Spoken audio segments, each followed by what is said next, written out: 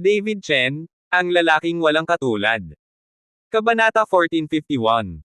Mahigit isang dosenang sword chi ang nawala ng walang bakas sa isang iglap. Malaki ang pagbabago sa mukha ni Gejie, at nagmamadali siyang tumingin sa paligid. Si Dong Liken ay puno rin ng mga pagdududa, dahil naramdaman lamang niya na ang kapangyarihan ng taong iyon na nagpapalabas ng gininto ang liwanag ay ganap na hindi maarap. Miss Ge? Ikaw ang pinakamatandang babae na may ganyang bastos na ugali, hindi ba? Sa pagkakataong ito, dahan-daang dumating ang karakter. Matapos makita ang figurang ito, ilang mga tao ang nanatili roon ng ilang sandali. Kuya David, hindi ka papatay. Nagkamalay si Dong Jahao, biglang tumakbo at niyakap si David. Mr. Chen, ikaw. Masyadong nasasabik si Dong Liken na magsalita nang makita niya si David. Tanging si Gejie lang ang nakatitig pa rin ng blanko kay David na may napakakomplikadong tingin sa kanyang mga mata. Pagkatapos magsalita ng ilang salita kay Dong Jahao, tumingin si David kay Gejie at nagtanong, Miss Ge, bakit kailangan mong patayin si Kuya Dong? Galit na sinabi ni Gejie, binigyan ako ng hayop na ito ng gamot at kontaminado ako. Sa tingin mo ba dapat ko siyang patayin? Kuya David, hindi ko ginawa, hindi ko talaga ginawa, paano ko magagawa ang ganoong bagay? Mabilis na nagpaliwanag si Dong Jahao. Bahagyang itinaas ni David ang kanyang kamay at pinutol ang paliwanag ni Dong Jahao, Miss Ge, perpekto ka pa rin, paano mo masasabing nahawakan ni Kuya Dong? Paano ito posible? Si Gejie ay namangha. Pagkagising niya ay wala na ang damit niya, paano pa kaya siya ay nasa perpektong kondisyon? Hindi pa ba ako magsisinungaling sa iyo, tingnan mo ang kaliwang kamay mo. Tulad ng sinabi ni David, isang sinag ng espiritual na kapangyarihan ang agad na tumago sa katawan ni Gejie, at maya-maya ay lumitaw ang pulang marka sa kaliwang braso ni Gejie. Nang makita ang karatula, si Gejie ay puno ng pananabik, ito. Ito ba ang Shugong She? Oo, ito si Shugong She? Nandoon pa rin ang Shugong She ni Miss Ge, paanong hindi ito perpektong katawan? Tanong ni David. Saglit na natahimik si Gejie, ngunit sinabi pa rin sa kapaligiran, niloko ako ng Dong Jahao na ito sa hotel, binigyan ako ng gamot, at hinubad ang aking damit. Ito ay isang hindi may kakaila na katotohanan. Miss Ge? Na-misunderstood mo siguro. Kailan ba kita kasama sa hotel? Hindi ako. Paliwanag ni Dong Jahao na puno ng reklamo ang mukha. Paano ko napagkamalan ang hotel na pinuntahan ko kasama mo, mali pa kaya ako? Nanumpa din si Gejie na totoo ang sinabi niya. Bahagyang kumunot ang noo ni David, tiningnan niya ang ekspresyon ni Dong Jahao, mukhang hindi siya nagsisinungaling, at si Gejie ay hindi mukhang nagsisinungaling. Pagkatapos ay dapat magkaroon ng ilang hindi pagkakaunawaan.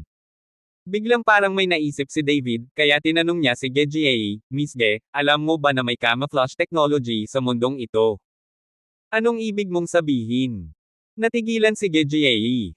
I believe there must be a misunderstanding here. Baka may nag-disguise bilang Kuya Dong at niloko ka para mag-udyok ng conflict between you. Sinundan ni David si Gejie upang pag-aralan. Tumahimik si Gejie at sinabi pagkaraan ng ilang sandali, iimbestigahan ko ang bagay na ito ng detalyado. Kung sinabi ni Dong Jahao iyon, hinding-hindi ko siya mapapatawad. Miss Ge? Kung ginawa ko iyon, gusto kong humingi ng tawad sa sarili ko. Matigas na sabi ni Dong Jahao. Medyo nalilito din ngayon si Gejie, kaya pwede na lang muna siyang umalis at maghintay hanggang malinaw ang investigasyon. Kuya David, maraming salamat, pumunta ka sa bahay at sabihin sa akin kung ano ang iyong ginawa sa panahong ito. Nang bumalik si Gejie, naiinip na hinailan ni Dong Jahao si David papasok sa silid. Hindi rin ito itinago ni David at sinabi kay Dong Jahao ang tungkol sa kanyang sariling karanasan. Nang mabalitaan ni Dong Jahao na winasak ni David ang lahat ng higit sa 10 pamilya ng sekta sa Kyoto, hindi na isara ni Dong Jahao ang kanyang bibig sa pagkabigla. Kabanata 1452. Mr. Chen, pagdating mo sa bahay ni Dong, may sasabihin ka ba sa amin? Alam ni Dong Liken na kapag dumating si David sa bahay ni Dong, dapat ipaliwanag. Tumango si David, Patriarch Dong, bukas pupunta ako sa martial arts field para makipagkita kay Long Xiao at gagamitin si Long Jingguo para ipagpalit si Xiao Rou. Natatakot ako na hindi tutuperin ni Long Xiao ang kanyang salita, kaya gusto kong hiramin ang kamay ng pamilya Dong para ipagpalit ito spread the word. Sa araw ng pagbabago, maraming kasamahan mula sa mundo ng martial arts ang aalis, naniniwala akong hindi maglalakas loob si Long Xiao na gumawa ng mga trick sa harap ng lahat. Ano? Kinuha ng apo ni Long Xiao si Xiao Rou. Nang marinig ito ni Dong Jiahao, biglang nagalit ang kanyang mukha. Mr. Chen? Huwag mag-alala, tiyak na haharapin ko ang bagay na ito. Tumango si Dong Likan. Isa pa, ibig sabihin, pumunta sa pamilya Dong ang pamilyang sekta na nakasakit sa akin para humingi ng tawad. Uupo ako sa pamilya Dong ngayon at hihintayin ang mga pamilyang sektang iyon at sabihin sa kanila na isang araw lang sila. Pagkatapos ng araw na ito, haharapin nila ang pagkasira ng pinto. Sabi ni David na may intensyong mamamatay tao sa kanyang mga mata. Nang inig ang katawan ni Dong Liken nang maramdaman niya ang nakamamatay na aura sa katawan ni David. Pero alam niyang ang dahilan kung bakit ginawa ito ni David ay para suportahan ang pamilya Dong. Ngayon, sa sitwasyon ng Kyoto Martial Arts World, ang pamilya Dong ay nakahiwalay, at sa malaot madali ay magiging subo na ito ng Chinese food para sa maraming maharlikang pamilya. At si David ay nagpakita ng napakataas na profile sa pagkakataong ito kaya't sinamantala niya ang pagkakataon na babalaan ang mga pamilyang sekta laban sa pag-atake sa ideya ng pamilya Dong. Di nagtagal, si David ay buhay pa, at ang balita ng kanyang pagbabalik sa Kyoto ay kumalat sa Martial Arts Forum. At nagkaroon ng maraming kaguluhan kanina, at ang lalaking nakaitim na pumatay sa 13 pamilya ng sekta ay si David. Magiging sanhi ito ng pagkataranta ng marami sa mga pamilyang sekta na tinarget ni David. Masyadong magaling ang David na ito, talagang sinira niya ang 13 pamilya ng sekta ng sunod-sunod. Sa simula, may mga taong nahulaan na ang lalaking nakaitim ay si Fan Jiang, ngunit walang nag-isip na si David iyon. Teka, Kyoto Martial Arts World, natatakot ako na malas ang ibang pamilya ng sekta. Pinag-uusapan ito ng lahat, at maraming mga aristokratikong sekta ang naghanda ng mga mapagbigay na regalo, at sunod-sunod silang pumasok sa pamilya Dong at sumunod kay David para magpatawad. Kung tutuusin, may mga aral na matututuhan mula sa mga pamilyang sekta, at walang sino man ang nagsisikap na pukawin ang masamang si David. Sa martial arts, nagmamadaling hinanap ni Long Xiao si Zhu Jishan. Inaasahan ko na ang pinuno ng alyansa, si David, ay ipinagpaliban ang oras ng palitan at nagbigay din ng address. Siguradong maraming darating sa martial arts classes bukas. Ano ang dapat nating gawin? Nag-aalalang tanong ni Long Xiao. Ang orihinal na plano ay upang salakayin si David sa martial arts arena, ngunit kahit na may mga eksperto, hindi magiging masyadong marami. Ngunit sa pagkakataong ito ay direktang sinaksak ito ni David, at hindi ko alam kung gaano karaming tao ang pupunta doon. Kung sasalakayin nila si David, lahat ng tao sa martial arts world ay papuna sa Martial Arts Alliance. Bukas, kikilos pa rin tayo ayon sa plano. Ang pinakamahalagang bagay ay patayin si David, sugpuin natin ito. Si Zhu Jishan ay naayos na, at ang 4 na Black Copper Robe Masters ay naayos na rin ng maayos, at hindi ito pansamantalang mababago. Gaano katiyak na papatayin ang David na iyon? Tanong ni Long Xiao. 100%, 4 na Black Copper Cloak Masters ang lalabas, at hindi makakatakas si David, this time gusto ko siyang makitang mamatay. Bahagyang nanliit ang mga mata ni Zhu Jishan, at kumpiyansa niyang sinabi. Nakahinga ng maluwag si Long Xiao at sinundan si David para lumaban. Dahil binitay at binugbog ni David, medyo natakot si Long Xiao kay David. Bago patayin si David, upang patahimikin ang opisyal, sa palagay ko ay kailangang pumunta kay Mr. Shi at hayaan ang opisyal na lumapit upang parusahan si David. Kung tutuusin, sinira ni David ang higit sa 12 pamilya ng sekta, anuman ang mga hinaing nila, hindi sila magbabago para gawin iyon. Sa sandaling ito, dahan-daang pumasok si Ning Ji mula sa labas at sinabi. Kung gayon si Mr. Shi ay nagsusuot ng pantalon kasama si David, paano niya mapaparusahan ang David na iyon? Zhu Jishan Sunoy. Kabanata 1453. Oo, kung hindi sinuportahan ni David si Mr. Shi, paano ito umunlad hanggang ngayon, matagal na siyang namatay. Galit ding sabi ni Long Xiao. Mas mabuti kung walang pakialam si Mr. Shi dahil walang pakialam si Mr. Shi, maaalis ng ating Martial Arts Association ang pinsala sa mga tao kapag dumating na ang oras para patayin si David sa publiko, hindi tayo maaabala ng opisyal. Bahagyang tumaas ang sulok ng bibig ni Ningji. Nahulaan niya na hindi makokontrol ni Mr. Shi si David, lalo pat parusahan si David, kaya ginamit nila ito bilang dahilan. Kung ganoon sino ang kausap ni Mr. Shi? Tanong ni Zhu Jishan. Sa anumang kaso, hindi siya nang ahas. Nang makita si Mr. Shin, nanginginig si Zhu Jishan at natakot na siya ay masyadong natakot para makapagsalita. Bilang pinuno ng alyansa, syempre ikaw iyon, ngunit maaari kang makipag-ugnayan sa ibang mga pamilya ng sekta na sasali para i-pressure si Mr. Shi.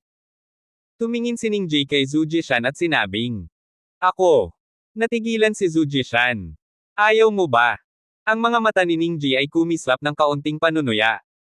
Pagkaraan ng ilang sandali ng pag-aalinlangan, nagngangalit si Zhu Jishan, how dare I not?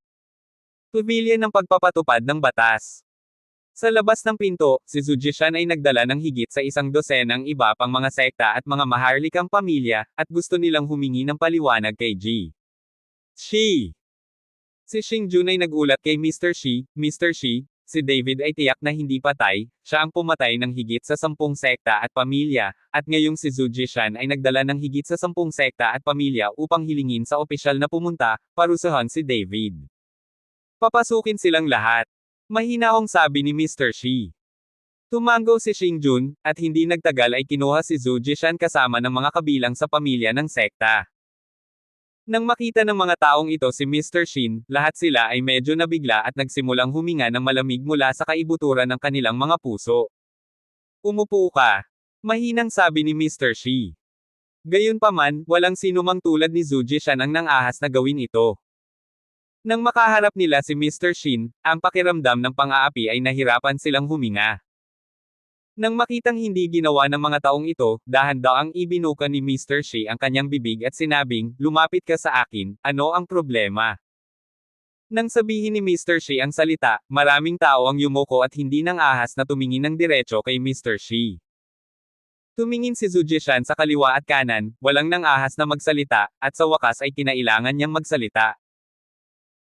Mr. Shi, na winasak ni David ang higit sa 10 pamilya ng sekta sa Martial Arts Alliance, at ngayon ay hayagang pinupukaw niya ang aming pag-asa na darating ang opisyal upang parusahan si David at magbigay ng paliwanag sa mga pamilyang sekta na nawasak. Si Zhu Jishan ay puno ng enerhiya, at ang kanyang puso ay nabanggit sa kanyang lalamunan. Well, alam ko ito.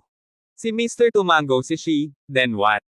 Natigilan si Zhu Jishan saglit, pagkatapos ay umiling, wala. Wala lang.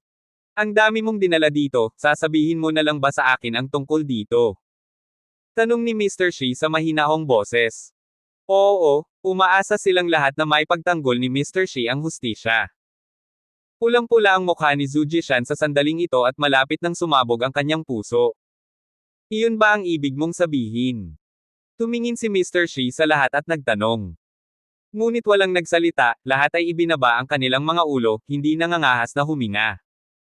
Zhu Jishan, mukhang hindi nila sinasadya. Nang makitang tahimik ang lahat, tinanong ni Mr. Shi si Zhu Jishan. Biglang natarante si Zhu Jishan at mabilis na sinabi sa lahat, kapag nagsalita ka, tinanong ka ni Mr. Shi nang dumating tayo, hindi ba pumayag tayong lahat? Si Zhu Jishan ay umungal ng malakas sa karamihan, ngunit wala pa ring nagsasalita, lahat ay yumuko. Kahit anong sabihin ni Zhu Jishan, walang nagsalita, at ang malamig na pawis sa noo ni Zhu Jishan ay agad na tumulo. Zhu Jishan. Sigaw ni Mr. Shi. Shi! Mr. Shi! Nanginginig si Zhu Jishan, alam niyang galit si Mr. Shi. Pinapalibutan mo ang mga tao sa Dharma Protector Pavilion at pinipilit ako, ito ay labag sa batas. Si Mr. naging malamig ang boses ni Shi, at pagkatapos ay itinaas niya ang kanyang kamay at bahagyang kumaway. Isang malaking puwersa ang dumating, at bago pa makasagot si Zhu Jishan, ang buong tao ay lumipad palabas at bumagsak ng husto sa lupa. Kabanata 1454. Nang makita ito ng iba, lahat sila ay nanginginig sa takot, hindi nang ahas na huminga. Si Zhu Jishan ay nagmamadaling tumayo, ibinaba ang kanyang ulo sa harap ni Mr. Shi, at hindi nang ahas na bitawan ang kanyang mga umutot. Kayong mga tao, bigyan ninyo ako ng 10 letigo para ipakita ang inyong parusa. Kung maglakas loob kayong harapin ang mga awtoridad, papatayin ninyo ng walang awa.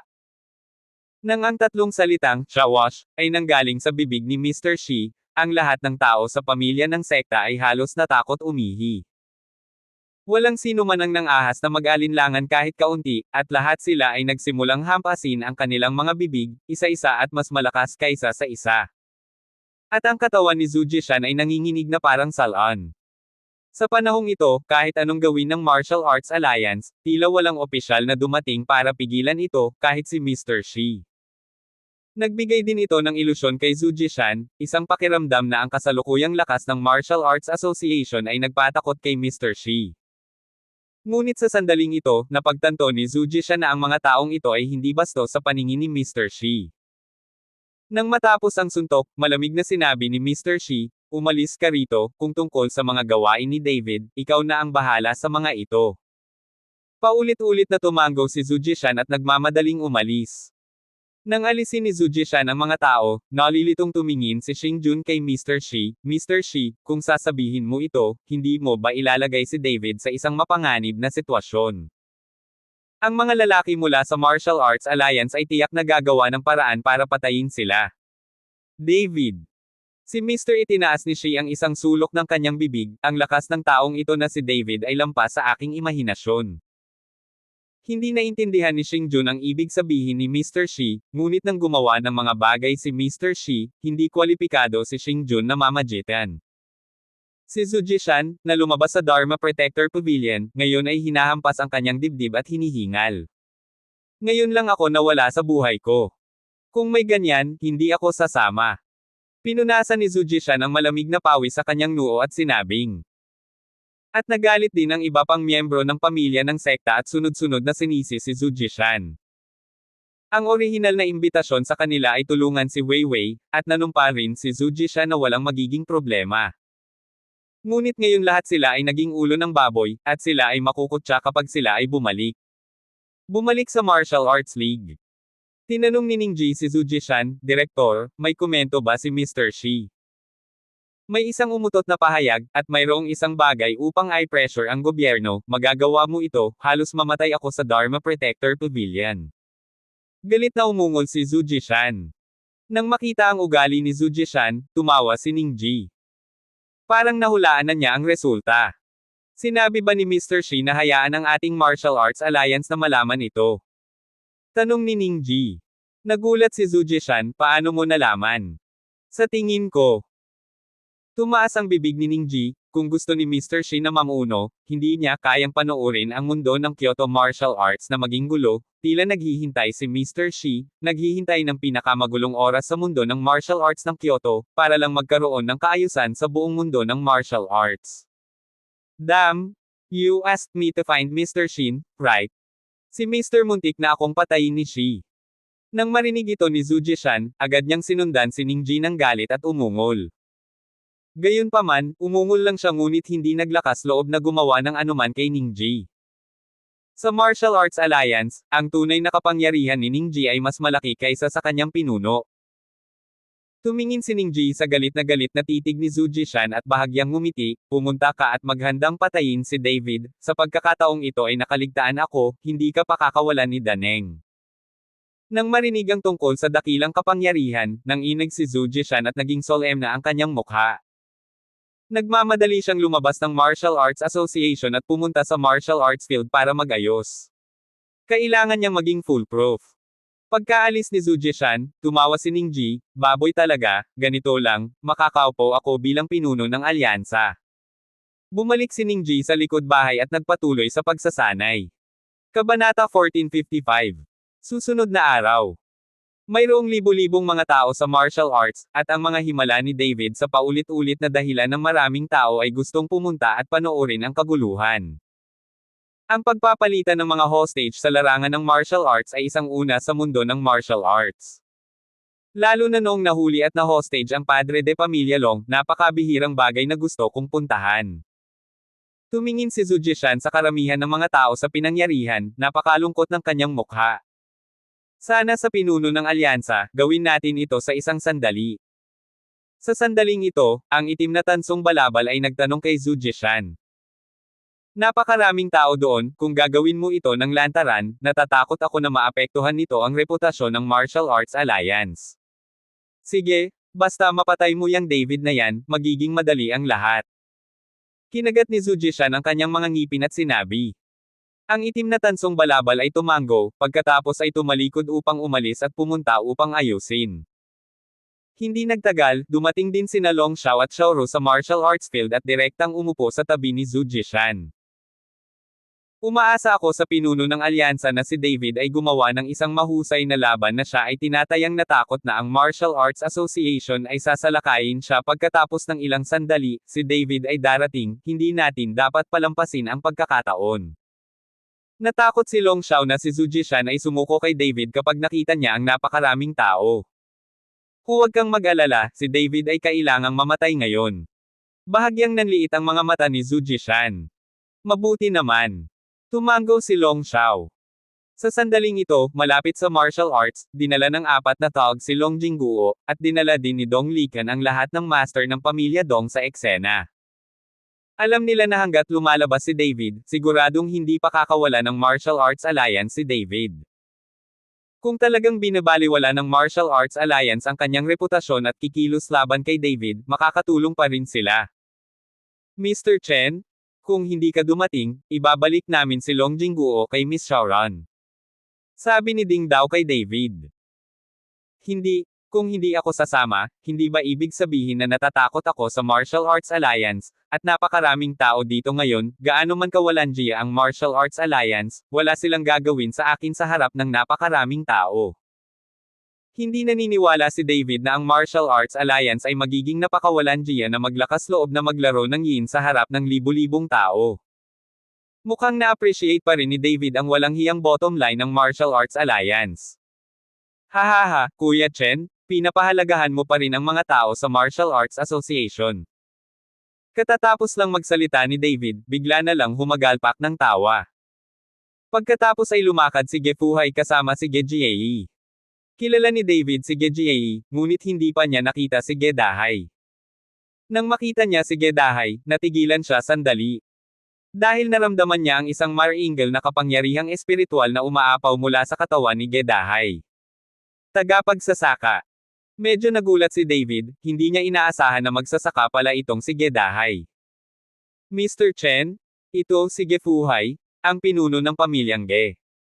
Ipinakilala si Dong Likan kay David. Kumunot ang noo ni David, itong si Gefuhai ay halatang isang cultivator, ngunit paano magiging cultivator si Gejiei, bilang anak ni Gefuhai? Ano ang problema? Puno ng pag-aalinlangan ang mukha ni David, ngunit hindi ito ang oras para magtanong ng ganoong bagay, hindi banggitin si Gefuhai ay hindi kinakailangang sabihin sa kanya. Kuya Dong, kanina, may batang babae na naghahanap ng gulo sa iyong pamilya Dong. Sorry talaga. Nandito ako para humingi ng tawad sa iyo. Naimbestigahan ko na. Siguradong hindi ginawa ni Dong Jiahao iyon. Hinahanap ko pa rin ang taong iyon. Sinundan ni Gefuhai si Dong Likan para humingi ng tawad. Si Patriarch Ge ay magalang, ito ay isang hindi pagkakaunawaan, ipaliwanag ito ng malinaw. Mabilis at magalang na sabi ni Dong Likan. At ang Gejiei na iyon ay tumingin kay Dong Jiahao ng medyo humihingi ng tawad. Bagamat ang pangyayaring ito ay nagpahiya kay Gejiei, ngunit sa kabutihang palad ay napanatili pa rin niya ang kanyang perpektong figure, na isa ring blessing in disguise. Patriarch Ge, hindi ko alam kung ano ang sinabi mo, ano ang ibig mong sabihin. Sa sandaling ito, humakbang si David at tinanong si Gefuhai. Kabanata 1456. Pagkatapos ay nagtayo si Zhu Jishan ng isang porma sayon sa larangan ng martial arts, tila para harapin ka. Mukhang dapat kang patayin ng asosasyon ng martial arts. Kahit sa harap ng napakaraming tao, may gagawin sila sa iyo. Sabi ni Gefuhai. Kumunat ang noo ni David matapos marinig ang sinabi ni Gefuhai. Mr. Chen, ayaw mo pa ring umalis hanggat kunin namin si Long Jingguo, kahit na hindi ka samipot, imposibleng hindi namin palitan si Long Xiaoro. Hindi kinukumbinsi ni Ding si David. Ngayong alam mo na ang Martial Arts Alliance ay nagtatag ng isang formation sa martial arts, hindi mo maaaring hayaang lumitaw si David. Pupunta pa ako. Bahagyang naningkit ang mga mata ni David, gusto ko talagang gawin ito sa isang sandali, ibalik mo si Xiaoro sa Yaoshan Valley, huwag kang mag-alala sa akin, kahit na hindi ako manalo dito, malaya akong makakatakas. Walang gustong sabihin si Ding, ngunit inabot ito ni The VJ para pigilan ito. Walang paraan, lahat ay sumunod kay David patungo sa martial arts arena. Sa martial arts, nakita ni Long Xiao na hindi pa dumarating si David, kaya medyo nag-alala siya. Itong si David, hindi ba siya natakot o kung nalaman niyang haharapin natin siya, hindi siya nang ahas na pumunta. Tandaan ang URL. Sumimangot si Long Xiao at sinabi. Imposible, sa ugali ni David, kahit alam niyang may ambush, darating pa rin siya, naghihintay kami. Hindi nagmamadali si Zhu Jishan at mahinang sinabi. Matapos maghintay ng isa pang 10 minuto, nakita ng lahat na dumating talaga si David. Tingnan mo, David. Pagkaharap ni David, may sumigaw. Maraming tao ang sunod-sunod na tumingin kay David, at sa likod ni David ay si Long Jingguo, na hawak ng 4 na tulisan. Sa puntong ito, mukhang nahihiya si Long Jingguo, halatang binugbog siya, at mayroon pa ring kaunting pag-uugali ng pinuno ng pamilyang Long. Sa sandaling makita ni Long Xiao si David na lumitaw, isang hangarin ng pagpatay ang bumungad sa kanyang mga mata. At nanliit ang mga mata ni Zhu Jishan, nandito ka. Dinala ni David si Long Jingguo sa martial arts arena, at pagkatapos ay tumingin kay Long Xiao na may malamig na mga mata, Long Xiao, dinala ko ang iyong ama, at ngayon ay pinaalis ko si Xiaoro at pinauwi ko ang iyong ama. David. Kontrabida ka, may ginawa ka talaga sa tatay ko, tandaan mo na para sa akin, hinding-hindi ka ililibre ng pamilya nating dragon. Si Long Jingguo ay binugbog ng ganito, syempre gusto ni Long Xiao na magsalita ng walang awa upang iligtas ang mukha para sa pamilyang Long. Pagkatapos magsalita, ikinaway ni Long Xiao ang kanyang kamay at binitawan si Xiaoro. Mabilis na lumapit si Xiaoro sa tabi ni David, ang kanyang mga mata ay puno ng pananabik, Brother Chen, hindi ko inaasahan na buhay ka pa, maganda iyon. Patuloy ang pag-agos ng luha sa mga mata ni Xiaoro, tuwang-tuwa siyang makitang buhay pa si David. Xiaoro, hindi ngayon ang oras para magpaalam, aalis ka kaagad kasama ang 4 na tulisan. Bulong ni David kay Xiaoro. Bagamat hindi alam ni Xiaoro ang nangyayari, masunurin siyang lumapit sa 4 na tulisan. Sa ilalim ng mahigpit na titig ni David, maaaring ilayo ng 4 na tulisan si Xiaoro. David, pinabayaan ko ang mga tao mo, bakit hindi mo pinakawalan ang aking ama? Malamig na sigaw ni Long Xiao kay David. Huwag kang mag-alala, tiyak na pakakawalan ko ang iyong ama, ngunit hindi ngayon, kayong Long family at Martial Dao Alliance ay kasuklam-suklam at walang kahihiyan, at nakapagtatag kayo ng isang porma sayon sa larangan ng martial arts na ito. Kung gusto mo akong mahuli, hindi kita bibigyan ng pagkakataon. Hayaan mo muna akong i-escort ng tatay mo palabas ng Kyoto, pagkatapos ay natural ko siyang pakakawalan. Malamig na ngumiti si David at sinabi, hinawakan si Long Jingguo sa isang kamay. David, masyado kang kasuklam-suklam, walang hiyang kontrabida. Nagmura si Long Xiao sa sandaling galit. Oo, kontrabida lang ako. Kung may mang-provoke sa akin, papatayin ko ang buong pamilya nila. Wala man lang pakialam si David sa pang-aabuso ni Long Xiao, aalis siya kasama si Long Jingguo sa kanyang mga bisig. Nang makita ito, nagmamadaling sinabi ni Zhu Jishan ang 4 na itim na tansong damit, gawin mo. Sa isang iglap, 4 na itim na tansong balabal ang tumalon at agad na pinalibutan si David mula sa gitna. Kabanata 1457. Mag-ingat ka sa tatay ko. Nagmamadaling paalala ni Long Xiao. Nakaharap sa 4 na itim na copper na balabal, bahagyang kumunot ang noo ni David, ang 4 na mid-level na martial arts masters ay mukhang ang Martial Arts Alliance ay talagang gumastos ng pera para patayin sila. Ang 4 na itim na Copper Cloak Masters na nakatayo sa 4 na direksyon ay hamarang sa daan ni David ng mahigpit kaya hindi na makatakas si David. David, kumapit ka lang, huwag kang magpumiglas ng hindi kailangan. Nanlamig silang 4, at ang hiningang bumubulusok mula sa kanilang mga katawan ay nagpasindek sa mga tao. Nagbago ang mukha ni David, at hinawakan niya ng isang kamay si Long Jingguo.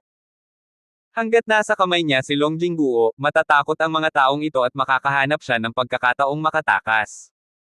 Dahan daw ang dumampi ang kamay ni David sa Chenkun Circle, at ginamit niya ang space technology ng Universe Circle para makatakas dito.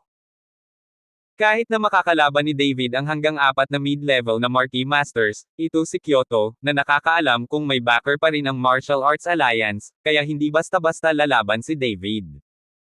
Ang Longjingguo na ito ay nasa aking mga kamay, kaya maglakas loob na gumawa ng isang bagay sa akin.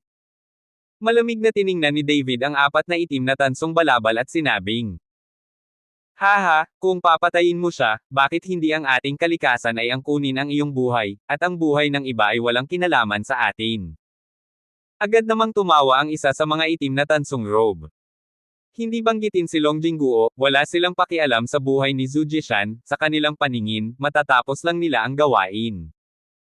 Nang makitang sinabi ito ng itim na tansong balabal, ang mukha ni Longjingguo ay napakapangit, at pakiramdam niya ay hindi siya makasabit sa kanyang mukha. Si Long Xiao, sa kabilang banda, ay tumingin kay Zhu Jishan sa gilid, leader ng Zhou Alliance, ano ang ibig mong sabihin? Young Master Long, huwag kang mag-alala, casual lang nilang sinabi, at magiging maayos ang master ng Dragon Family. Inaliw ni Zhu Jishan si Long Xiao. Sa katunayan, si Zhu Jishan mismo ay walang karapatan na umorder ng 4 na itim na tansong damit na ito. Dahil ang Longjingguo na ito ay walang silbi, papatayin ko siya.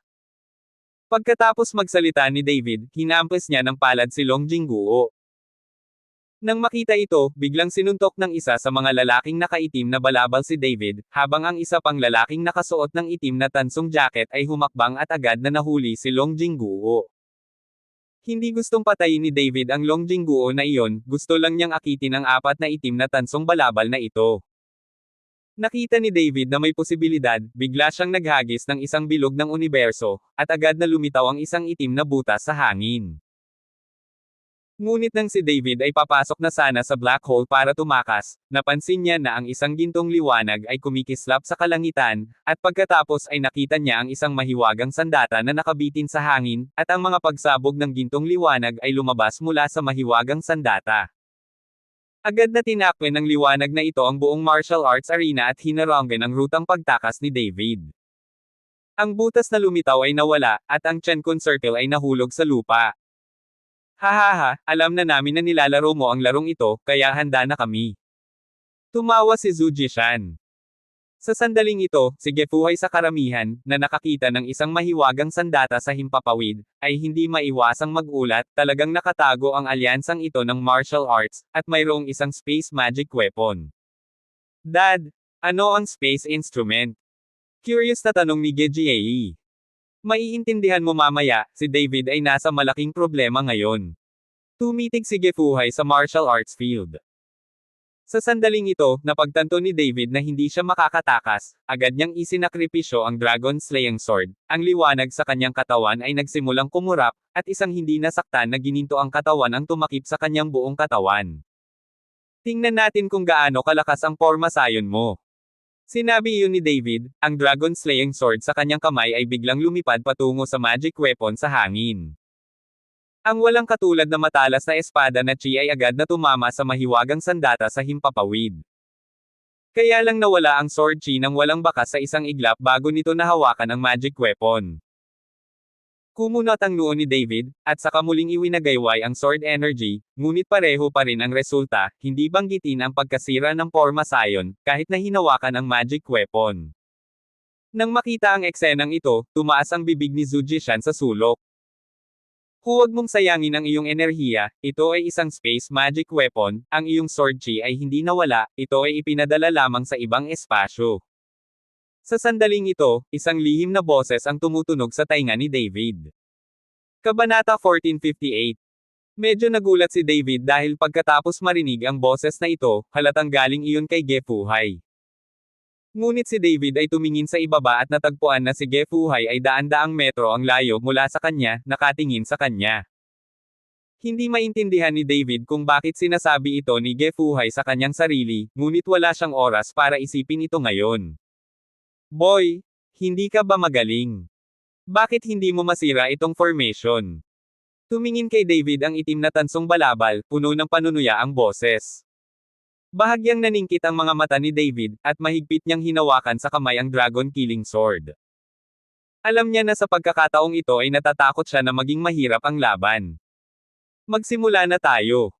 Kaagad pagkatapos, isang malakas na sigaw, na parang kidlat, ang umabot sa mga tainga ni David. Pagkatapos si David at ang iba pa ay nagsimulang manginig ng marahas, at ang espasyo ay nagsimulang masira. Napatingin si David sa mga tao sa paligid niya at napansin niyang unti-unting nawawala ang mga tao sa paligid nila. Sa huli, kaunti na lang ang natitira. Sa martial arts arena na ito, wala nang laman ang kapaligiran. Alam ni David na ang mga tao sa paligid ay hindi nawawala, ngunit ang kabilang partido ay nag-activate ng Space Magic Tool, at dapat ay nasa ibang espasyo na sila.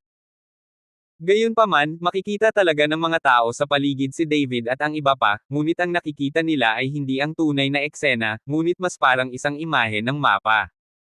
Kamay hanggang kamatayan. Apat na itim na tansong balabal ang sabay na nagsalita. Naramdaman na lang ni David na may malakas na ingay mula sa lahat ng direksyon sa parehong oras, at pagkatapos ay nakaramdam siya ng pagkahilo, at ang buong tao ay halos mawala ng malay. Ang Diyos ay umaatake. Nagbago ang mukha ni David, at pagkatapos ay isang puting liwanag ang sumilay sa kanyang isipan. Hindi niya inaasahan na biglang maglulunsad ng divine attack ang apat na lalaki na ito. Sinamantala ang tensyonado na sandali ni David, direktang inatake niya ang lakas ng isip ni David. Dahil ang lakas ng pag-iisip ng isang tao ay nagiging napakarupok kapag sila ay napaka-tense, at ito ay madaling madaig. Nang medyo nawala si David, apat na itim na tansong balabal ang sabay-sabay na bumaril, at ang apat na kinang ay dumiretso kay David at nataman si David sa isang iglap. Ang katawan ni David ay diretsyong lumipad palabas, at tila wala sa harap niya, ngunit pagkatapos lumipad palabas ng daan-daang metro, ang katawan ni David ay biglang tumama sa isang bagay at nahulog sa lupa. Napatayo si David at nakitang wala sa kanyang harapan, ngunit nang abutin niya ito upang hawakan ay biglang lumitaw ang isang hindi nakikitang hadlang. Sa alien space na ito, maliban na lang kung patay ka, o patay na tayo, o hindi nawasak ang espasyong ito, hindi mo na kailangang isipin ang pagtakas, gawin mo ang iyong pinakadakilang kakayahan. Nang matapos magsalita ang itim na tansong balabal, kumaway ang manggas, at ang balabal na itim na manggas ay parang ahas, at agad na lumipat patungo kay David. Nang makita ito ng iba pang tatlong itim na tansong balabal, agad din nilang iwinagayway ang kanilang mga manggas, at ang apat na walang manggas na balabal na parang mga ahas na espiritu ay sumabit sa katawan ni David sa isang iglap. Kaagad pagkatapos ng biglang gumamit ng puwersa ang apat na tao, ang katawan ni David ay direktang hinayla pabalik at ibinitin sa hangin. Nagbago ang mukha ni David, isang gintong liwanag ang biglang lumitaw sa kanyang katawan, ang kapangyarihan ng nakakatakot na dragon ay sumabog, at ang kanyang buong katawan ay nagsimulang bumangon, sinusubukang kumawala.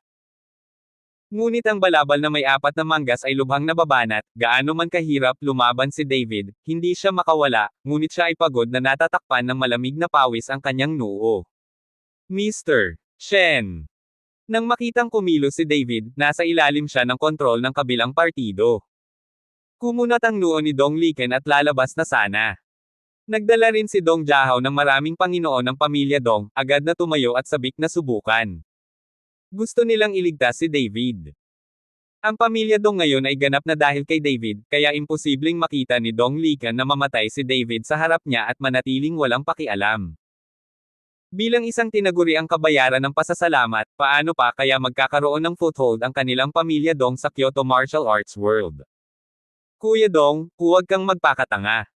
Hindi mo may iligtas si David kung nagmamadali ka.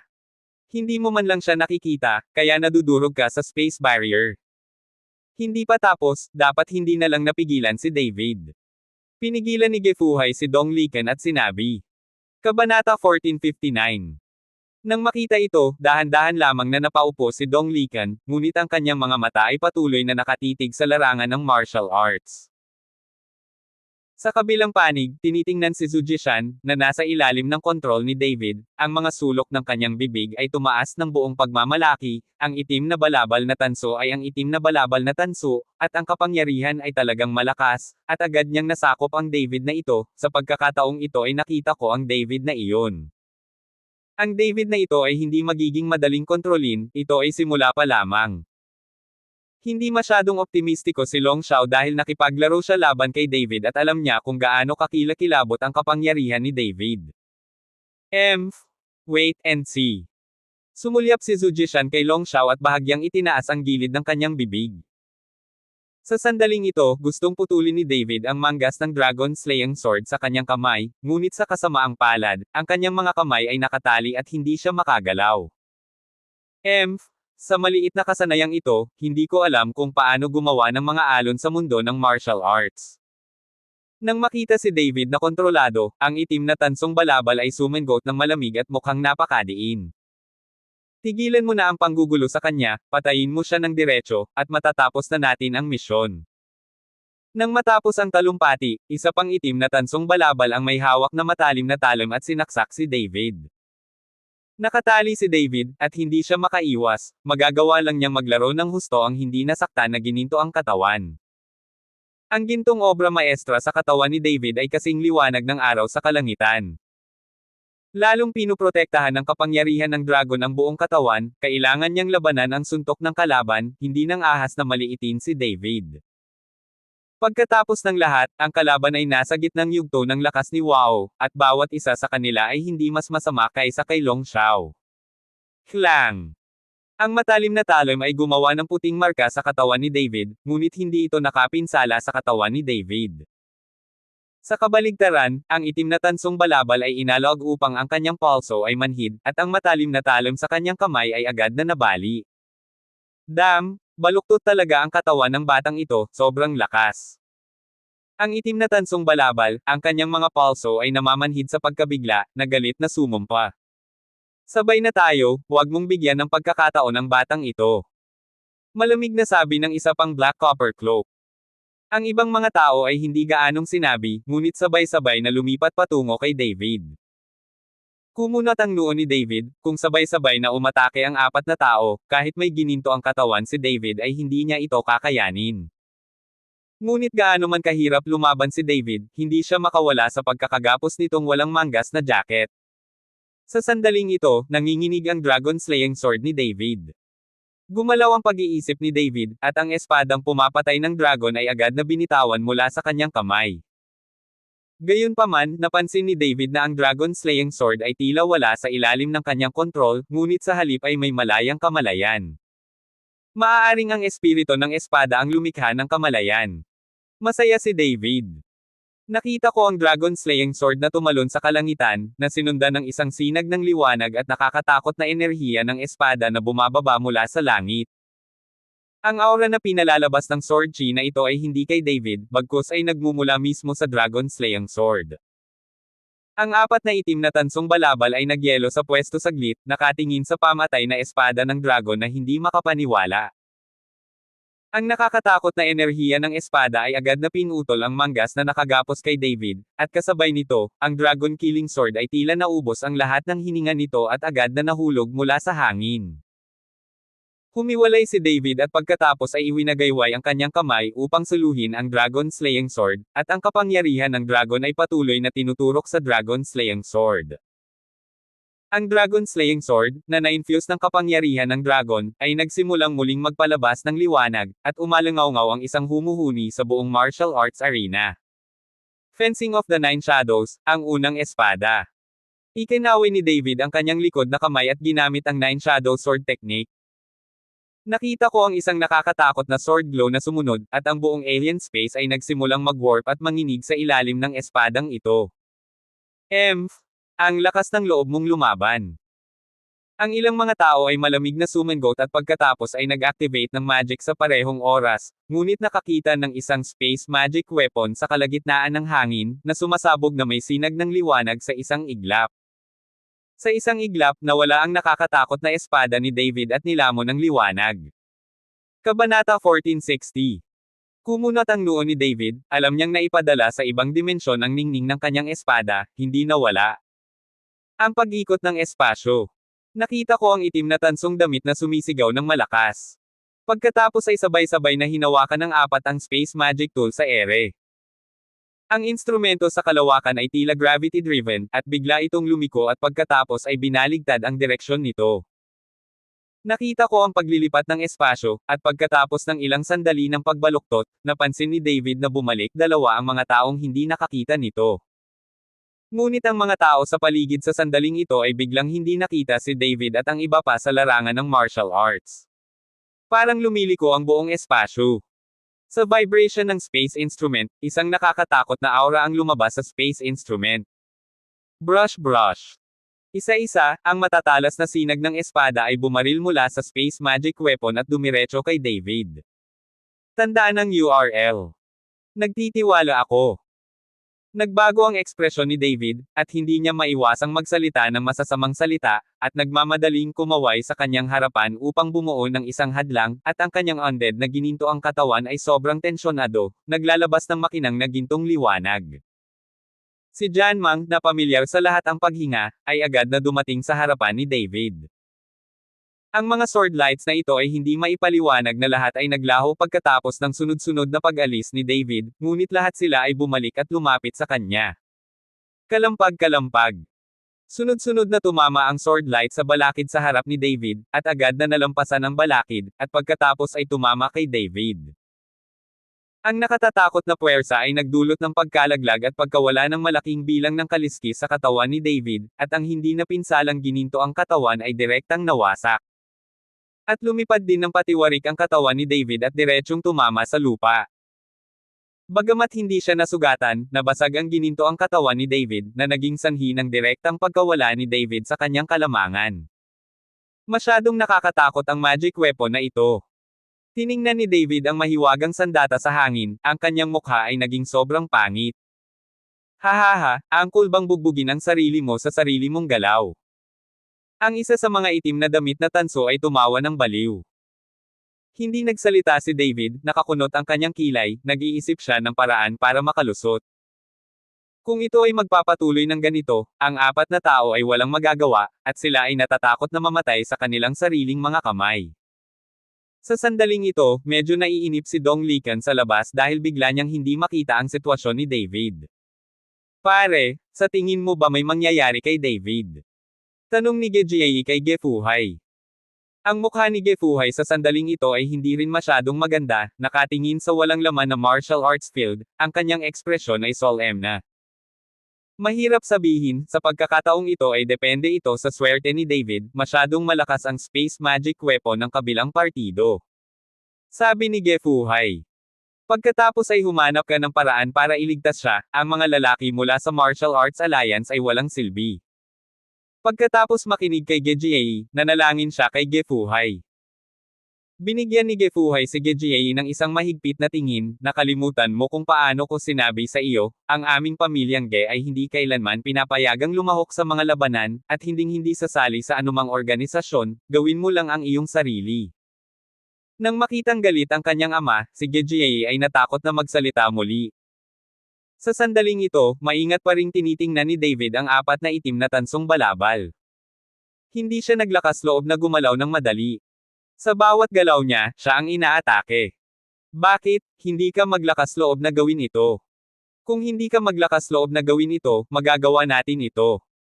Sa huli, apat na itim na tansong balabal ang sumugod kay David. Nang makita ito, atubiling itinaas ni David ang kanyang taybak at pinatay ang apat sa kanila ng isang galit na tulak ng espada. Pero mukhang hindi naman talaga sinalakay ng apat si David. At sa itaas ng space magic weapon, isang sinag ng liwanag ang agad na nilamon ang kislap ng nakakatakot na espada ni David. Ang pag-ikot ng espasyo. Pagkatapos ay inulit ng apat sa kanila ang kanilang mga lumang trick, at sa isang alon ng mga pagbabago sa espasyo, ang nakakatakot na kinang ng espada ay biglang lumipat patungo kay David. Sinubukan ni David ang lahat na harangin, ang walang pinsalang gininto ang katawan ng kanyang katawan ay tuluyang nabasag at nawala ng walang bakas. At siya mismo ay nabigla sa dugo mula sa kanyang ilong at bibig, at ang kanyang mukha ay napakapangit. Kabanata 1461. Hahaha. Nang makita ang nalilitong hitsura ni David, ang apat na itim na tansong balabal ay humagalpak sa tawa. Tila medyo walang magawa si David sa mga sandaling ito, galit na nakatingin sa apat na tao. Walang magawa si David sa harap ng space magic weapon na ito. Dahil kayang lunukan ng magic weapon na ito ang bawat sword beam technique, hindi kayang sirain ni David ang magic weapon na ito. Hanggat hindi masisira ang mahiwagang sandata na ito sa kalawakan, hindi na iisipin ni David na ipasa ang apat na itim na damit na tanso na ito. Ngunit nang si David ay walang magawa, isang pamilyar na lihim na tinig ang muling narinig ni David. Ang space magic tool na ito ay maaaring lunukan ang anumang espiritual na pamamaraan ng kapangyarihan, ngunit hindi ito makalunok ng laman at dalisay na kapangyarihan. Naiintindihan mo ba? Natigilan si David saglit, tapos kumislap ang mga mata niya, parang naiintindihan niya. Bagamat makapangyarihan ang space magic tool na ito, hindi ito makalunok ng laman, kaya hindi nito maihahatid ang mga tao sa ibang dimensyon. Maaari lamang itong sumipsip ng mahika na nakabatay sa espiritual na kapangyarihan. Kung ito ay umaasa sa kapangyarihan ng mismong laman, sa madaling salita, ang space instruments na ito ay hindi maaaring lunukan. Si David ay tumingin kay Gefuhay ng may pasasalamat, at pagkatapos ay agad na ibinaba ang Dragon Slaying Sword sa kanyang kamay, at ang kapangyarihan ng dragon ay direktang sumanib sa katawan. Dapat niyang gamitin ang kapangyarihan ng laman para durugin ang space magic weapon na ito, at saka lang siya magkakaroon ng kapangyarihang lumaban gamit ang apat na itim na tansong damit na ito. Noong na-promote si David sa ikatlong dimensyon ng Nascent Soul, ang kanyang pisikal na katawan ay bumuti rin ng husto.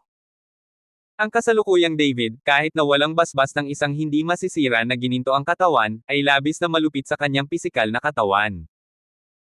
Nakita ng apat na itim na tansong balabal na inalis talaga ni David ang Dragon Slaying Sword, at kahit ang hininga sa kanyang katawan ay pinigilan, lahat sila ay medyo natigilan, at ang kanilang mga kilay ay bahagyang nakakunot.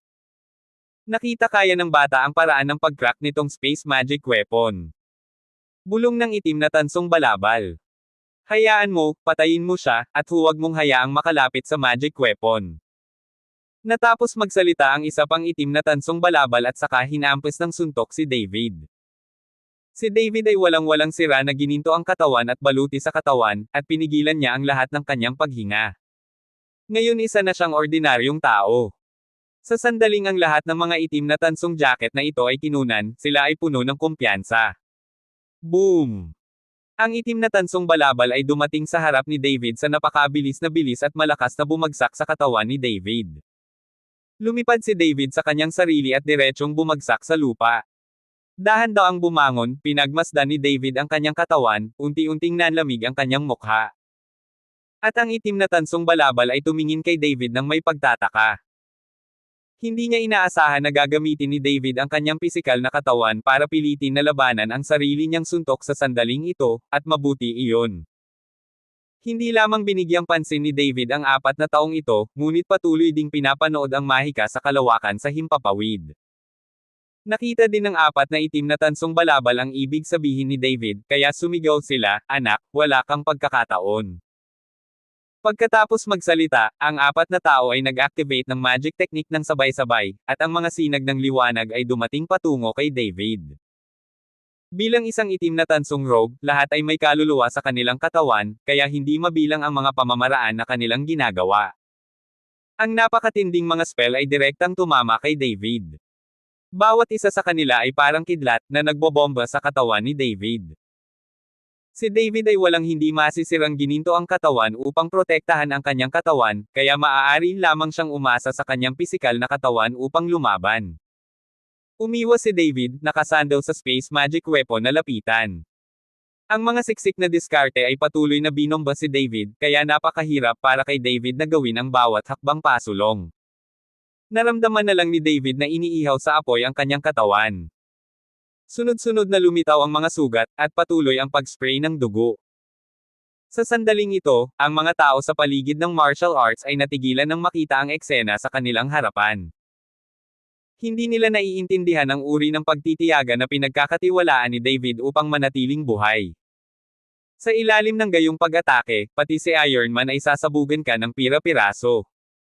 Nagulat man ang lahat, kailangang humanga ang lahat sa pisikal na lakas ni David. Damn, masyadong baluktot ang katawan ng lalaking ito, kung hindi mo siya papatayin ngayon, magiging malaking problema ito sa hinaharap. Tiningnan ni Zujisha ang baluktot na katawan ni David at natakot sa kanyang puso. Kabanata 1462.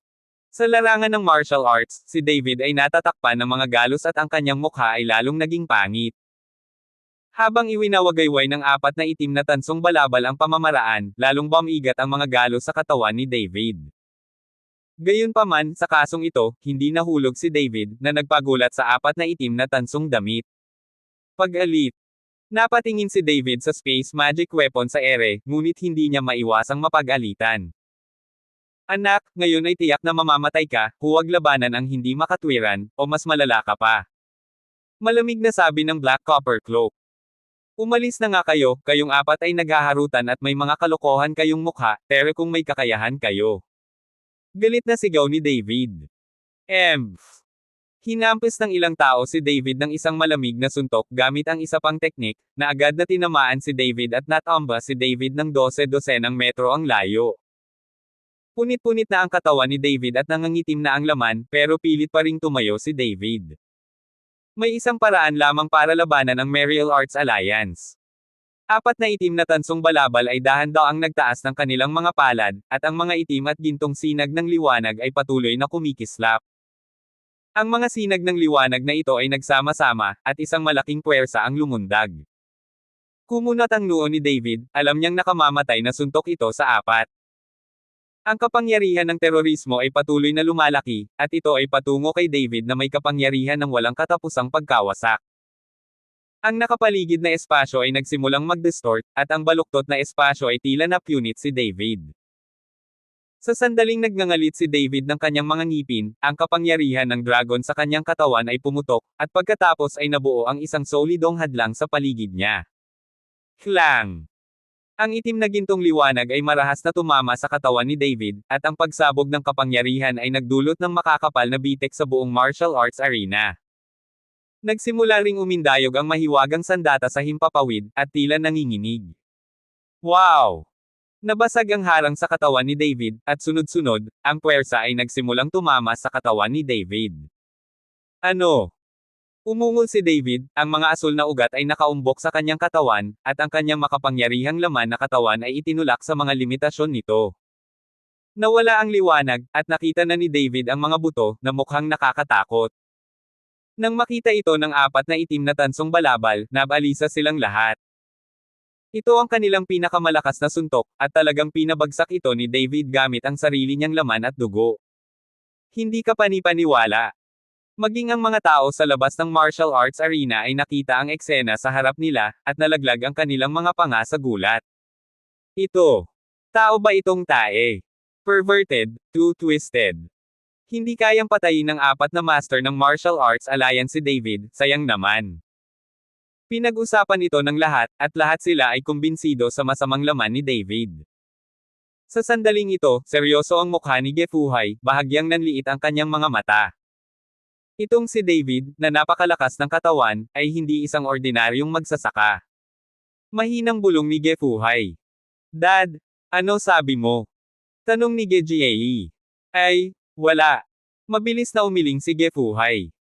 Sa larangan ng martial arts, tinitigan ni David ang apat na itim na tansong balabal na may intensyong pumatay sa kanyang mga mata. Kahit na ngayon ay malubhang nasugatan si David, mayroon pa rin siyang matinding pagnanais na pumatay.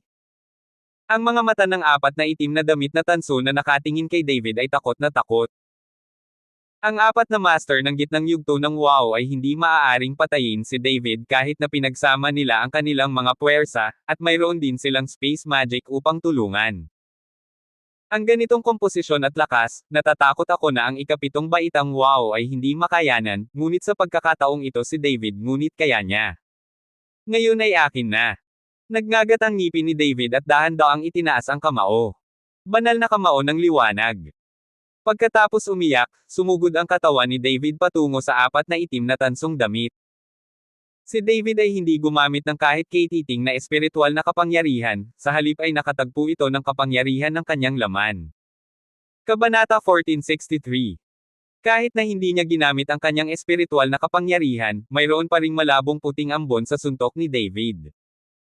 Ito ay dahil ang bilis ni David ay masyadong mabilis at ang puwersa ay sapat na malaki upang maging sanhi ng halumigmig sa hangin. Baliw ba ang lalaking ito? Nakita ng apat na itim na tansong balabal na talagang umasa si David sa lakas ng laman, at direktang sumugod, at hindi maiwasang mabigla. Ngunit sa pagkakataong ito, ang apat na itim na tansong balabal ay hindi nang ahas na tingnan si David, at ang itim at gintong sinag ng liwanag ay sumilay mula sa kanilang mga katawan. Ngunit nang ang apat na itim na tansong balabal ay naghahanda upang ipagtanggol ang kanilang sarili laban sa pag-atake ni David, biglang nagbago ng direksyon ang anyo ni David. Huminto si David, at ang buong tao ay direktang naglakad patungo sa Space Magic Tool sa hangin. Tigilan mo siya. Sa sandaling ito, apat na itim na tansong balabal ang nag-react at nagmamadaling iwinagayway ang kanilang enerhiya kay David. Ngunit huli na ang lahat, naabot na ng katawan ni David ang Space Magic Weapon. Ang banal na kamao ng liwanag ay tumama sa mahika na sandata. Boom! Ang instrumento sa kalawakan ay nagpadala ng mga vortex wave na may tunog na nakakasira sa tainga, at ang buong espasyo ay nanginag. Boom boom boom! Sunod-sunod na tinamaan ng enerhiya si David, ngunit hindi ito pinansin ni David. Dapat na niyang sirain ang Space Magic Weapon na ito, kung hindi ay mamamatay siya. Banal na kamao ng liwanag. Inipon muli ni David ang kanyang lakas at muling hinampas ang salamangka sa kalawakan. Pagkatapos ay nagkaroon ng isa pang malakas na ingay, at nakita ko na ang instrumento ng kalawakan ay nagsimulang mag-vibrate ng tuloy-tuloy, at ang buong alien space ay nagsimulang yumanig ng marahas. Nasira ang espasyo, pigilan mo siya dali. Ang itim na tansong balabal ay namutla sa gulat at napasigaw. Mahaba ang banal na kamao mo. Langit na puno ng palma. Sa sandaling ito, ang apat na itim na balabal na tanso ay umasa sa kanilang panghabang buhay na kakayahan at sunod-sunod na binasag si David. Boom! Boom! Ilang mga spell ang tumama kay David sa isang iglap, at ang katawan ni David ay diretsyong lumipad at tumama ng malakas sa Space Magic Weapon. Ang orihinal na gumuho na magic weapon ay direktang itinumba sa sandaling ito, at nahulog ito sa lupa at agad na nabasag. At ang alien spaceship ay nawala ng walang bakas sa sandaling ito. Ang katawan ni David ay bumagsak sa martial arts field at binasag ang martial arts field sa isang malaking butas. Nasira ang alien space, at makikita talaga ng lahat ang labanan sa harap nila sa sandaling ito. Nakatitig ang lahat kay David sa balon at gustong malaman kung ano ang nangyari kay David. Maraming tao ang nag-aasam na makatayo si David. Ang pamilya ng sekta sa mundo ng martial arts ay hindi lahat ay napapailalim sa mga regulasyon ng Martial Arts Association, at maraming mga pamilyang aristokratikong sekta ang hindi hinahamak ang mga gawin ng Kyoto Martial Arts Association. Dahil sa lakas ng Kyoto Martial Arts Alliance, walang nang-ahas na lumaban. Ngayon ay nag-iisang lumalaban si David laban sa Martial Arts Alliance, at itinuturing na ng maraming tao na nag-iisang bayani si David. Naging espiritual na pagkain din si David sa puso ng maraming maharlikang pamilya sa mundo ng martial arts. Bagamat hindi sila nangangahas na makipaglaban sa Martial Arts Alliance, umaasa silang manalo si David. Sana tumayo si David at ipagpatuloy ang laban. Sa ilalim ng atensyon ng lahat, dahan-daang bumangon si David at lumabas sa malalim na hukay. Duguan na ang katawan ni David sa mga sandaling ito, at hindi niya makita ang kanyang mukha. Gayunpaman, ang mga mata ni David ay mukhang mas malamig kaysa sa apat na itim na tansong damit. Ang tibak na pumapatay ng dragon ay lumitaw sa kamay ni David na may indayog. Kaagad pagkatapos, bahagyang bumuka ang bibig ni David, ang kanyang mga mata ay naging pula, at ang dragon na kristal sa kanyang dibdib ay nagsimulang kuminang. Ang walang katapusang kapangyarihan ng dragon ay itinurok sa Dragon Slaying Sword. At ang aura ni David ay tumaas sa pinakamataas na antas nito.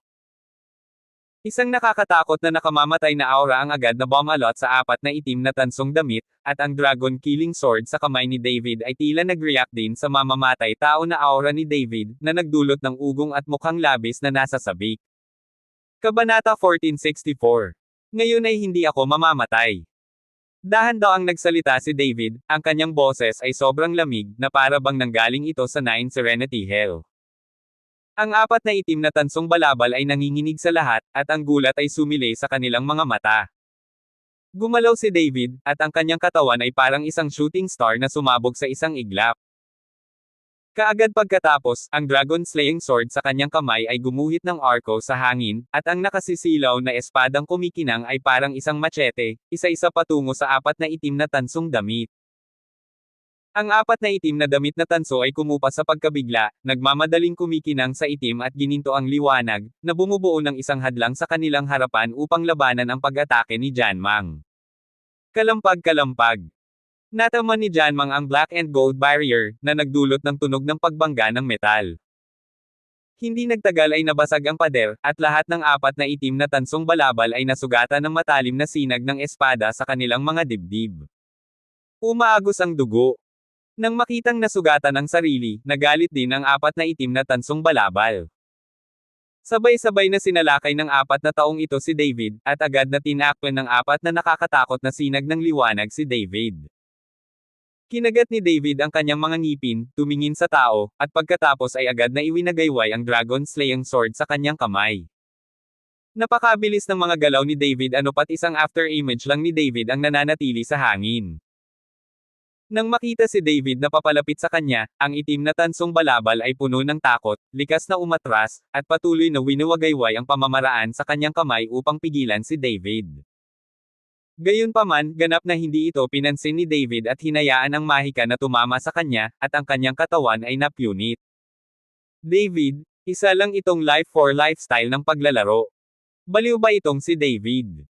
Nang makita ang eksenang ito, nakaramdam lang si Zujisha ng lamig sa kanyang gulugod. Hindi nagtagal, ang matalim na dragon-slaying sword ay agad na tumago sa itim na tansong nakasuot na katawan. Dilat na dilat ang mga mata ng itim na tansong robe, nakatingin sa nakapasok na dibdib, puno ng hindi kapanipaniwala ang kanyang mga mata. Tumalsik ang dugo, at biglang lumipad ang itim na ambon mula sa bibig ng itim na tansong damit. Nang makita ito, iniwagayway ni David ang dragon-slaying sword sa kanyang kamay ng paalang, at ang katawan ng itim na tansong robe ay agad na nasunog sa dalawa. Ito ay isang espiritong apoy na kayang hawakan ng isang tumatakas na kaluluwa. Pagkatapos ay biglang kumaway si David, at agad na lumipat ang apoy patungo sa itim na ambon. Nang dumampi ang apoy sa itim na ambon, diretso itong sumabog. Isang nagngangalit na apoy ang nag-aapoy sa hangin, at sa apoy, isang kahabag-habag na hiyawan ang narinig na nagpamanhid sa anit ng mga tao. Maraming hiyawan ang nawala, at ang apoy ay unti-unting namatay. Ang itim na tansong balabal ay tuluyang natanggal ng ganito. Nang makita ito, ang tatlong natitirang itim na tansong balabal ay magagawa lamang ang kanilang makakaya. Punong palma ng langit. Ang tatlong ito ay nagpakilos ng mahika at inatake si David. At inulit ni David ang kanyang dating kakayahan, ang dragon-slaying sword sa kanyang kamay ay nagningning ng nakasisilaw na kinang, at ang sword beam ay pinaputok. Nang makita ito ng tatlo, nagsanib sila sa isang iglap, at ang nakakatakot na itim na gintong liwanag ay hamarang sa ningning ng espada ni David. Sa pagkakataong ito, walang nakalamang panig. Napatingin silang tatlo kay David, at may pagnanais na umatras sa kanilang mga mata. Hindi nila inaasahan na ang kapangyarihan ni David ay sobrang baluktot na ito ay lampas sa kanilang imahinasyon. Masyadong baluktot ang lalaking ito. Kung patuloy tayong mag-aaway, kahit patayin natin siya, walang makakaligtas sa atin. Umalis na tayo. Sabi ng isa sa mga itim na tansong damit. Nagkatinginan ang dalawa at tumango, ngunit hindi siya naglakas loob na tumalikod at tumakbo, sa takot na si David ay gumawa ng palihim na pag-atake sa kanyang likuran at tiyak na mawalan siya ng buhay, kaya tumingin na lamang siya kay David at pumili ng pagkakataong makatakas. At sa sandaling ito, matagal nang nababalisa si David sa kanyang puso. Ngayon ay wala na siyang gaanong lakas sa pag-iisip para suportahan siya. Bagaman mapangapi ang kanyang katawan, nakapagtataka na maaari na ngayong magtiis si David pagkatapos ng gayong matinding pang-aabuso. Kabanata 1465. Naramdaman na ngayon ni David na ang kanyang mga mata ay nagsisimula ng manghina, at siya ay diretsyong babagsak ng hindi alam kung kailan. Pumunta ka sa impyerno. Biglang kinagat ni David ang dulo ng kanyang dila, at isang pagsabog ng eskarlata na dugo ang nagpasigla kay David, na agad na nagpakawala ng hininga ni David sa hangin. Nang makita ito ng natitirang tatlong itim na tansong damit, natigilan silang lahat. Baliw ang batang ito, nagsusunog ng dugo, gusto niyang mamatay kasama natin, pero na. Nakita ito ng itim na tansong balabal at sa sobrang takot ay tumalikod siya at tumakbo palayo.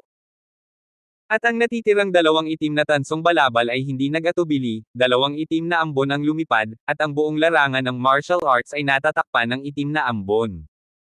Nang mawala ang itim na ambon, si David na lang ang natitira sa malawak na martial arts arena. Hinawakan niya ang dragon slaying sword sa kanyang kamay at itinukod ito sa lupa. At ang tatlong itim na tansong balabal ay nakatakas at naglaho matagal na ang nakalipas. O Diyos ko! Nang makita ito, napakapangit ng mukha ni Zhu Jishan. Si Long Xiao, na nasa tabi niya, ay nagbago rin ng mukha, hindi niya alam kung ano ang iniisip niya. Ang mga tao sa paligid ay tumingin kay David, na puno ng dugo, at lahat ay nagpakita ng paghanga. Tumingin si David sa paligid, biglang nagdilim ang buong tao, at nahulog ng husto sa martial arts field. Ang biglaang pagbabagong ito ay nagulat sa maraming tao. At sumimangot si Zhu Jishan, Long Xiao, dumating na ang pagkakataon natin. Pagkatapos magsalita, tumalon si Zhu Jishan at lumapag sa martial arts field. Ngayon ay wala siyang pakialam sa kahihiyan o karangalan, basta't kaya niyang patayin si David. Nang makita ito, tumalon din si Long Xiao at pumunta sa martial arts arena. Mr. Shen. Kuya David. Dinala ni na Dong Liken at Dong Jiahao ang maraming master ng pamilya Dong sa martial arts arena. Ilang sandali, sinundan ng pamilya Dong si Zhu Jishan upang bumuo ng komprontasyon. Jiahao, ibaba mo si Mr. Chen, kung sino man ang maglakas loob na gumawa ng kahit ano kay Mr. Chen, patayin si Wash. Sabi ni Dong Liken kay Dong Jiahao. Tumango si Dong Jiahao at hahakbang na sana para ilabas si David sa martial arts field, ngunit pinigilan siya ni Long Xiao gamit ang isang palad. Walang makakaalis sa kanya. Malamig na sabi ni Long Xiao. Long Xiao? Sinasamantala mo ang koma ni Brother David, napakawalan Gia, maghintay hanggang magising siya kung may kakayahan ka. Galit na pinagalitan ni Dong Jiahao si Long Xiao. Sa sandaling ito, si Zhu Jishan ay may malungkot na mukha at sinabi kay Dong Liken, Dong Patriarch, bakit mo lalabanan ang aming alyansa sa martial arts para kay David? Alam mo ba kung ano ang kahihinatnan ng aking pagsalungat sa alyansa ng martial arts? Ngayong aalis ka na, masisiguro kung hindi mahuhulog ang pamilya Dong mo sa Kyoto Martial Arts World, kung hindi, walang pamilya Dong sa Kyoto Martial Arts World sa hinaharap. Malamig na bamantong hininga si Dong Liken, Zhu Jishan, bilang pinuno ng Martial Arts Alliance, nakagawa ka ng isang walang hiyang gawa sa harap ng napakaraming martial arts circles. Kayong apat ay binugbog noong nakikipag-ugnayan kayo kay Mr. Chen, ngunit gusto mo pa ring kunin ang pagkakataong umatake, hindi ka ba natatakot na lahat ay magtawanan? Sumimangot si Zhu Jishan, itigil ang pagsasalita ng walang kaparerekon, kailangan ko siyang patayin ngayon. Pagkatapos sabihin iyon, tumaas ang aura ni Zhu Jishan, at isang alon ng pagpilit ang umatake kay Dong Liken. Nagpakawala ng hininga si Dong Liken. Sinunod ng mga alagad ng pamilya Dong ang utos at nangakong paprotektahan si Mr. Chen hanggang kamatayan. Nag-utos si Dong Liken, at nanindigan ang lahat ng miyembro ng pamilya Dong. Ilang sandali, maraming tao sa alyansa ng martial arts, kabilang ang mga master ng Long family, ay sunod-sunod na pumunta sa martial arts, at ang buong martial arts field ay malapit ng maging isang malaking labanan. Dose-dose ng mga tao ang lahat ay naglabas ng aura, isa-isang nakatingin sa isa't isa. Gayunpaman, kung titingnan ang lakas, ang pamilya Dong ay mas mahina. Kung talagang gusto nilang mag-away, sandali na lang at matatalo ang pamilya Dong. Baka mawala na talaga ang pamilya Dong sa digmaang ito. Kahit alam nilang hindi sila magagapi, wala ni isa man sa pamilya Dong ang kumibo. Kabanata 1466. Ang kapaligiran sa pinangyarihan ay sobrang tensyonado at malapit nang sumiklab ang digmaan. Umaasa ako na ang pinuno ng alyansa, ang lahat ng mga taong ipinadala mo ay nakatakas, at hindi nila napatay si David. Ngayong sinamantala mo ang pagkawala ng malay ni David, kung gagawin mo ang isang bagay sa kanya, ikaw ay wala sa uso. Habang nagtatalo ang dalawang partido, isang taos-pusong boses ang tumunog, at pagkatapos ay lumutang si Gifuhai sa larangan ng martial arts. Nakatayo si Gifuhai sa gitna ng martial arts field na may malabong ngiti sa kanyang mukha. Patriarch Ge, anong ibig mong sabihin? Kumunat ang noo ni Zhu Jishan. Wala nang iba, para lang makita na napakawalan mo, at ipahiya ako sa Kyoto Martial Arts World. Mahinang sabi ni Gifuhai. Ikaw. Galit ang mukha ni Zhu Jishan, ngunit hindi siya nang ahas na gumawa ng anuman kay Ge Fuhai. Ngunit mariing sinabi, Master Ge, ang iyong pamilya ng Ge ay hindi kailanman humingi ng anumang bagay sa mundo ng martial arts, ngunit ngayon ay nakipaghiwalay ka sa David na ito. Bakit? Gusto mo bang mahulog ang pamilya Ge sa vortex ng labanang ito at sundin ang ating martial arts alliance bilang isang kaaway? I advise you to keep yourself safe. Gusto mo bang masira ang reputasyon ng pamilya Ge sa loob ng maraming taon? Nang matapos magsalita si Zhu Jishan, agad na nawala ang banta sa mukha ni Ge Fuhai, at pagkatapos ay malamig niyang tiningnan si Ge Fuhai, walang intensyon ang pamilya kong Ge na maging kaaway ng Martial Arts Association, at ayaw kong makipagkumpetensya para sa anumang mapagkukunan. Ngunit ang iyong alyansa sa martial arts ay kasuklam-suklam at bulgar para maging kaaway ang pamilya Ge at pamilya ni Dong, inatake mo ang aking anak na babae. Kung makakahanap ako ng tiyak na ebidensya, ako ang unang magbaluktot sa iyo, ang pinuno ng Martial Arts Association. Ang mga salita ni Ge Fuhai ay nagpang-inag sa puso ni Zhu Jishan. Hindi alam ni Zhu Jishan ang tungkol kay Ge Jiayi. Lahat sila ay ginawa ni Ning Ji, ngunit sa pagtingin kay Ge Fuhai ng ganito, matitiyak ni Zhu Jishan na tiyak na may ginawa ang lalaking si Ning Ji kay Ge Jiayi. Patriarch Ge, ito ay maaaring hindi pagkakaunawaan pagdating ng panahon, tiyak na magbibigay ako ng paliwanag kay Patriarch Ge, ngunit ang usapin ngayon, sana ay hindi makialam si Patriarch Ge. Walang silbi ang pakikipaglaban sa Martial Arts Alliance kung gusto pa rin ng pamilyang ipagwalang bahala ang mundo at alagaan ang kanilang sarili, mas mabuting bumalik ka. Parehong matigas at malambot ang pagkilos ni Zhu Jishan laban kay Ge Fuhai, umaasang hahayaan ito ni Ge Fuhai, sa pagkakataong ito ang pinakamagandang oras para patayin si David. Kung makikialam si Ge Fuhai, masasayang ang pagkakataong ito. Paano kung kailangan kong gawin? Tumingin si Ge Fuhai kay Zhu Jishan, matalas ang kanyang mga mata, na may mahinang hangarin na pumatay. Ikaw. Namula ang mukha ni Zhu Jishan, nagngangalit ang kanyang mga ngipin, hindi makapagsalita. Kung inatake niya si David sa sandaling ito, hindi siya ang magiging kalaban ni Ge Fuhai at Dong Likan. Kung tutuusin, kung magsanib puwersa sila, mahihirapan siyang harapin ni Long Xiao, hindi pa banggitin na mayroon ding Ge Jiayi na nakatitig sa kanya. Dong Jiahao, ilayo mo si David. Sabi ni Ge Fuhai kay Dong Jiahao. Medyo natigilan si Dong Jiahao, ngunit mabilis siyang humakbang at binuhat si David sa kanyang likuran. Nang makita ito, pinalaki ni Long Xiao ang kanyang galit na mga mata at biglang iwinagayway ang kanyang kamay, at ang itim na ambon ay tumama kay David. Hindi niya kayang panoorin si David na maligtas ng ganito, hindi pwedeng palampasin ang magandang pagkakataon. Sentensya ng kamatayan. Sumimangot si Ge Fuhai at casual na ikinaway ito. Isang nakakatakot na aura ang tumungo kay Long Xiao, at pagkatapos na dumampi ang itim na ambon sa aura ni Ge Fuhai, agad itong nawala at nawala ng walang bakas. Hindi nakaiwas si Long Xiao sa oras, at nahulog siya ng husto. Dahan-daang tumayo si Long Xiao, maayos ang kanyang katawan, tila hindi siya pinatay ni Ge Fuhai. Maglakas loob kang kumilos at mamamatay ka sa susunod, kahit na anak ka ng pamilya Long, ano ang magagawa mo? Malungkot ang mukha ni Ge Fuhai, at mula sa kanyang tono, hindi niya pinapansin ang pamilyang Long. Kabanata 1467. Pangit ang ekspresyon ni Long Xiao, ngunit hindi siya nang ahas na magsabi ng kahit ano.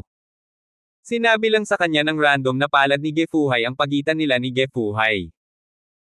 Walang sino man ang mag-aakala na si Ge Fuhai, na palaging hindi mapag-aalinlanganan sa mundo, ay magkakaroon ng ganoong kalakas na lakas. Patriarch Ge, isipin mo ito. Matapos makita ang kapangyarihang ipinahayag ni Ge Fuhai, nanginig din si Zhu Jishan sa kanyang puso. Stop talking nonsense. If I found out that your martial arts association has moved my child, you know the consequences. Pagkatapos magsalita ni Ge Fuhai, lumingon siya kay Dong Likan, Kuya Dong, alis na tayo. Nang makita ito, nagmamadaling inakay ni Dong Likan ang isang tao na umalis kasama si Ge Fuhai. Nang makitang dinadala si David, sumigaw si Zhu Jishan ng malakas, maghintay, babayaran ko kayong lahat. Malungkot na ekspresyon si Long Xiao, bahagyang nanliit ang kanyang mga mata. Sa sandaling ito, nakaranas siya ng matinding suntok. Palagi niyang iniisip na mayroon siyang kaluluwa. Bilang karagdagan sa kanyang sariling talento, ang bilis ng kanyang paglilinang ay napakabilis. Tandaan ang URL. Ngayon ay isa na rin siyang katayuan sa Kyoto Martial Arts World. Ngunit ang mga suntok na paulit-ulit ay nagpamulat sa kanya sa katotohanan. Patriarch Ge, maraming salamat, sa pagkakataong ito salamat, kung hindi ay nailibing na kami ni Mr. Chen sa martial arts field. Sa daan, direktang lumuhad si Dong Liken kay Ge Fuhai. Alam ni Dong Liken na kung hindi lilito si Ge Fuhai, walang makakatakas sa kanila. Hindi mahalaga kung sila ay mamatay, ngunit si David ay hindi maaaring mamatay. Kung wala si David, walang pamilya Dong ngayon. Minsan nang naawa si Dong Liken kay David, hindi siya gumagawa ng mga bagay na nakakasakit sa kanyang konsensya, kaya alang-alang kay David, maaari siyang mamatay. Kuya Dong, anong ginagawa mo? Hindi lang ako masanay sa estilo ng Martial Arts Alliance. Sa karagdagan, ang mga gawain ng aking anak na babae ay dapat hawakan ng mga tao ng Martial Arts Alliance. Kapag nakakita ako ng ebidensya, dumiretso ako sa paghahanap ng paliwanag. Tinulungan ni Ge Fuhai si Dong Liken na tumayo, at pagkatapos ay nagpatuloy, Brother Dong, saan mo ipapadala si David? Tumingin si Dong Liken kay David, na malubhang nasugatan, nag-alinlangan, at walang magawa, si Mr. Chen ay malubhang nasugatan, kaya maaari lamang siyang pumunta sa bahay ni Dong at maghintay ng ilang araw upang makapagpahinga. Si Kuya Dong, ang Martial Arts Association, at ang pamilyang Long ay nakatingin kay David. Kung dadalhin mo siya sa pamilya Dong, may gusto ang Martial Arts Association, malabanan ba ito ng pamilya Dong mo? Tanong ni Ge Fuhai. Saglit na natigilan si Dong Liken, pagkatapos ay umiling-iling, hindi, ngunit ipadala si Mr. Chen sa Yaoshen Valley ngayon, natatakot ako na hindi ito makayanan ng kanyang katawan. Si David ay nababalutan na ngayon ng dugo, at parang anumang oras ay mamamatay na siya. Kuya Dong, kung naniniwala ka sa akin, dalhin mo si David sa aking tahanan. Naniniwala ako na ang Martial Arts Alliance ay hindi maglalakas loob na pumunta sa aking tahanan, at hindi ako naniniwala na si David ay lalaki sa aming pamilyang Ge. Sincere na sabi ni Ge Fuhai. Tumingin si Dong Liken kay David, na walang malay, at pagkatapos ay tumanggo ng mariin, okay, kung gayon gusto kong pasalamatan ang pamilyang Ge. Di nagtagal, ipinadala si David sa pamilyang Ge para sa sariling paglilinang, at si Ge Fuhai ay nakahanap ng napaka-komportableng silid para kay David. Ama, bakit mo tinalikuran ang pagsasanay ng mga ninuno ni David at sumali sa mundo ng martial arts? Naguguluhan na tanong ni Ge Jiayi. Ang pamilya Ge ay may pagsasanay sa mga ninuno at hindi pinapayagang lumahok sa mga pagtatalo sa mundo ng martial arts. Sa napakaraming taon, nag-iisa ang pamilyang Ge at hindi nakipag-away sa iba. May mga bagay na magagawa mo kung gusto mong mapag-isa. Ang mundo ng martial arts ay magbabago, at wala nang matatag na araw sa hinaharap. Hindi mo naiintindihan ang maraming bagay, at hindi mo kailangang intindihin ang mga ito. Kailangan mo lang linangin ng may kapayapaan ng isip. Pinaalis ni Ge Fuhai si Ge Jiayi, pagkatapos ay kumuha ng itim na tableta, inilagay ito sa bibig ni David, at umalis. Kabanata 1468. Martial Arts Federation. Nakaupo si Ning Ji sa lobby at umiinom ng tsaa. Alam niya na kapag lumitaw ang apat na itim na tansong balabal, tiyak na mamamatay si David. Kahit na hindi niya kayang patayin si David at ipaghiganti ang kanyang ama, walang pakialam si Ning Ji. Ang kanyang kasalukuyang ambisyon ay hindi lamang paghihiganti. Sa sandaling ito, tatlong itim na tansong balabal ang sumugod pabalik. Nang makita ang taong bumalik, mabilis na tumayo si Ning Ji para batiin siya. Ang parehong itim na tansong balabal, hindi nang ahas si Ning Ji na magpanggap na malaki sa harap ng mga taong ito. Ngunit nang makita niya ang ilang tao na may mga galos at tatlong tao lamang ang bumalik, isang masamang pakiramdam ang biglang lumitaw sa kanyang puso. Napatay mo na ba yang David? Naghihinalang tanong ni Ning Ji. Ang tatlong itim na tansong balabal ay hindi nagsalita, ngunit kinuha ang mangkok ng tsaa at ininom ito ng malakas. Pagkaraan ng ilang sandali, ang itim na tansong balabal ay nagsabi, kung gayon ang kapangyarihan ni David ay lampas sa imahinasyon, paano ka nagbigay ng impormasyon? Ngayon nawala na tayo ng space magic weapon at isang tao ang namatay.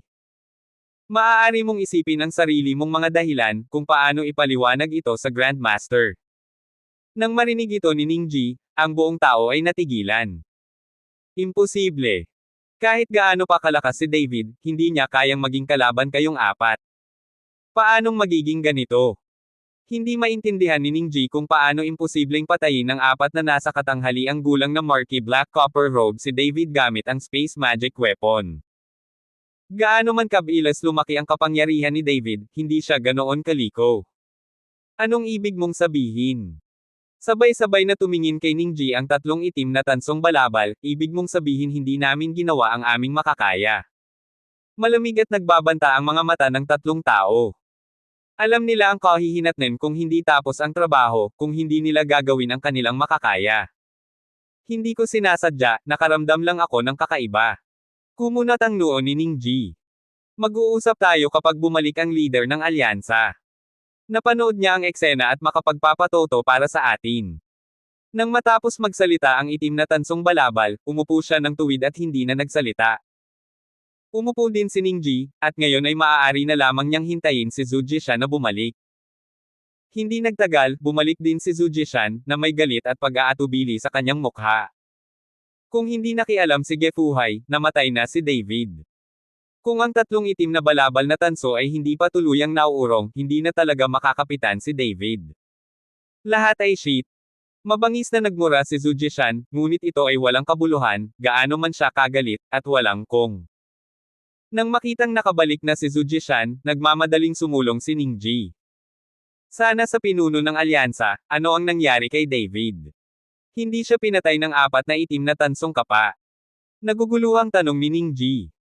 Kung hindi tumakas ang mga itim na tansong damit na ito, namatay na sana si David. Sinulyapan ni Zhu Jishan ang tatlong itim na tansong damit at sinabing puno ng hinanakit ang mukha. Ang katayuan ng mga itim na tansong damit na ito ay mas mataas kaysa kay Zhu Jishan, kung hindi, si Zhu Jishan ay nag-order ng tatlong itim na tansong damit na nakatakas sa pa. Takasan. Natigilan si Ningji at tumingin sa tatlong itim na tansong balabal. Zhu Jishan, what the hell are you doing? Tumatakas ba tayo? Hindi mo ba alam kung anong nangyari noon? Pagkatapos ay sinira ni David ang Space Magic Weapon at pinatay ang isa sa ating mga kapatid. Sa huli, lahat sila ay nagsimulang magsunog ng dugo at duguan, at sila ay lalaban hanggang kamatayan kasama natin. Kung lalaban tayo, mamamatay tayo sa walang kabuluhan. Ang tatlong itim na tansong balabal ay umungal kay Zhu Jishan at ipinagtanggol ang kanilang sarili. Nang tumakas ka, agad na nahimatay si David. He was already at the end of his shot and was trying to scare you. Naiinis na sabi ni Zhu Jishan nang makita niyang ang tatlong itim na damit na tanso ay may mukha pa ring ipagtanggol ang kanilang sarili. Napatay mo ba ang David na iyon pagkatapos mong himatayin? Tanong ng isa sa mga itim na tansong damit. Ako. Biglang natahimik si Zhu Jishan. Sana ang pinuno ng alyansa, dahil nahimatay si David sa dulo ng tropa, madali mo siyang mapatay, kaya napatay mo ba siya? Tinanong din ni Ningji si Zhu Jishan. Kabanata 1469. Sa simula, gusto ko siyang patayin, ngunit ang pamilya Dong at ang pamilyang Ge sa gitna ay nagpoprotekta kay David, kaya wala akong magawa. Paliwanag ni Zhu Jishan. Ano? Pinrotektahan pa ng pamilyang Ge si David. Nang marinig ito ni Ningji, medyo nabigla ang kanyang ekspresyon, ang pamilya ng Gen ay hindi kailanman nagtanong tungkol sa mundo ng martial arts, paano nila biglang sasalungat sa ating Martial Arts Association alang-alang kay David. Sinabi ni Patriarch Ge na isang tao mula sa Martial Arts Alliance ang naglipat ng kanyang anak kapag malinaw niyang iniimbestigahan, siya mismo ang pupunta sa Martial Arts Alliance para maghiganti. Nang sabihin ito ni Zhu Jishan, tinitigan niya si Ningji. Dahil alam niyang si Ningji ang dapat gumawa nito, at kailangan niyang gamitin ang pamamaraang ito para pukawin ang pamilya Ge. Oo naman, bahagyang nagbago ang ekspresyon ni Ningji nang marinig ito, ngunit ito ay panandalian lamang. Umaasa ako na ang pinuno, dahil si David ay malubhang nasugatan, ay talagang hindi umalis sa kabisera. Dapat tayong mag-set up ng network para patayin si David sa kabisera. Inalis ni Ningji ang paksa mula sa pamilya Ge. Napakalaki ng kabisera, saan tayo pupunta para hanapin si David? Kung sa bahay ni Dong siya magtatago, buti naman. Kung siya ay nagtatago sa Dharma Protector Pavilion o sa bahay ni Ge, maaari pa ba tayong pumunta sa pinto ng personal para magtanong sa isang tao? Tanong ni Zhu Jishan. Hindi mahalaga kung saan siya nagtatago, basta hindi siya aalis ng kabisera, may sarili akong paraan. Mag-a-apply ako ngayon at magpapadala ng mas maraming eksperto ang senior management. Kung talagang hindi ito gumana, magpapadala ako ng isang itim na pilak na sanggunian at tingnan kung magagawa pa rin ito ni David. Tumakas. Bahagyang naningkit ang mga mata ni Ningji, at tila hindi siya titigil sa pagpatay kay David. Mas mabuting huwag na lang iulat ang bagay na ito sa taas, kung hindi, wala sa atin ang makakakuha ng magandang bunga, ako mismo ang gagawa ng paraan. Alam ni Zujisha na maraming beses siyang nabigo bilang pinuno ng alyansa, at labis na nabalisa ang nangungunang pamunuan. Kung hindi mo ito nakuha ng tama, umalis ka dito. Nasa kamay niya pa rin ang trompeta. Kapag pinalaya niya si Fanjang, tiyak na mapapatay niya si David. Well, I will not report this matter for now. Kung hindi mo kayang patayin ang David na iyon, huwag mo akong sisihin sa pagsasabi ng totoo. Totoo. Nang matapos magsalita si Ningji, tumalikod siya at umalis. Tatlong itim na tansong balabal ang sumunod kay Zujishan at nagkatinginan.